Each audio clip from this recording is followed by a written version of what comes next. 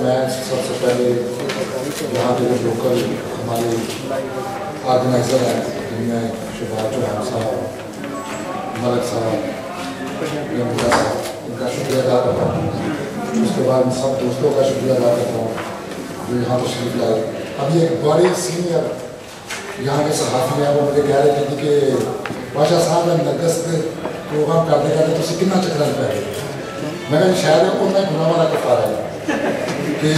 मैं समझना कि जिंदगी कोई गुनाह किया नहीं सा असी देखा कि रामा साहब लैके चले ने तो इस काफले अगर असी पिछे रह गए या इस काफले नाल ना चले तो ये साडे अपने कभी साडियां आने वाली नस्लों के एक जुल्म होएगा और ऐसा जुल्म है और ऐसा मुसलमाना कदम है जिहड़ा कि मैं किसी तो रह सकता पिछे होने। तो इस सिलसिले से अज दूजी कानफ्रेंस की है इंशाअल्लाह इन्हों आस्ता आस्ता पूरे यूरोप के कोने कोने से असीं पहुँचावांगे इस पैगाम इस अमन के पैगाम। तो ये सिर्फ एक मिनट वास्ते मैं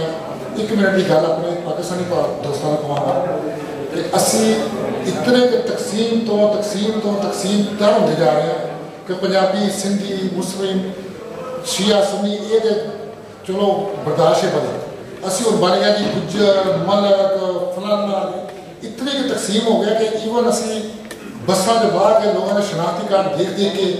उन्होंने मुद्दे का उतार रहे हैं। अगर अपने अंदर साढ़े ये हालात होंगे तो असी किस तरह अमन का पैगाम किस तरह अगे चलना है। तो ये वास्ते बहुत जरूरी है कि असी अपने आप दियाँ मुख्तलिफ किस्म दी तकसीमां जिहड़ियां ने जिहड़ियां इत्थे भी दे